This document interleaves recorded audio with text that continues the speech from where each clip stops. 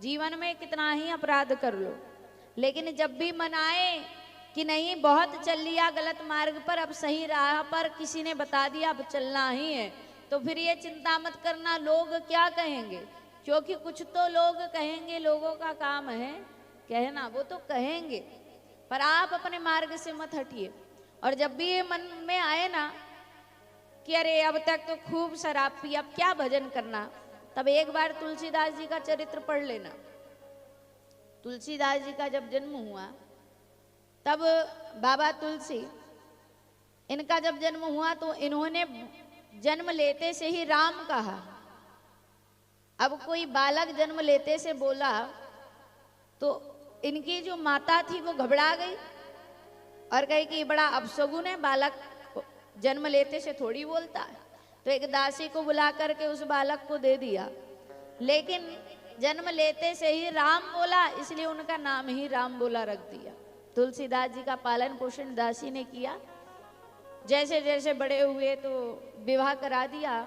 लेकिन तुलसीदास जी का जब विवाह हुआ तो इनके मन में पत्नी के लिए बड़ा प्रेम था, और ये पत्नी के बगैर एक पल भी नहीं रहते थे। जहाँ पत्नी जाती वहीं जाते, जहाँ वो खाती वहीं जा कर के बैठ जाते। इससे पत्नी बड़ी परेशान हो गई कि अरे ये तो पीछे ही लग गया, मुझे चैन की सांस भी नहीं लेने देता।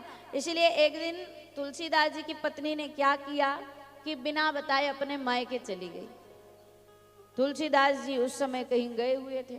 तुलसीदास जी ने घर में आकर देखा पत्नी नहीं मिली, घबरा गए, विचलित हो गए, क्या करें क्या करें। बारिश हो रही थी, बोले हो ना हो ये मायके गई होगी तो जा करके ढूंढ करके आता हूं। चले मायके ढूंढने के लिए पत्नी को। जब रास्ते से जा रहे थे तो भारी बारिश हो रही थी, तो दोनों गांव के बीच में एक नदी पड़ती थी, उसमें बाढ़ आई हुई थी। अब इनको कुछ समझ नहीं आया, ये तो पत्नी के प्रेम में अंधे हो गए थे, तो ये उसी नदी में कूद गए। और जब डूबने लगे तो एक मुर्दा तैर रहा था, मुर्दे का सहारा लेकर के नदी के उस पार पहुंच गए और उस ग्राम में पहुंचे। घर ढूंढते ढूंढते गए, घर में पहुंचे, जाकर के दरवाजा खटखटाया। उसने जैसे ही आवाज सुनी कि ये तो यहां भी चला आया, उसने कही जा मैं दरवाजा नहीं खोलती।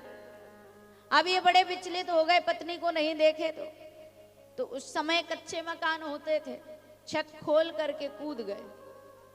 अब पत्नी ने कहा कि अरे मूर्ख, जितना प्रेम इस हाड़ मांस के शरीर से कर रहा, इतना प्रेम अगर प्रभु से कर लेता तो तुझे प्रभु मिल जाते।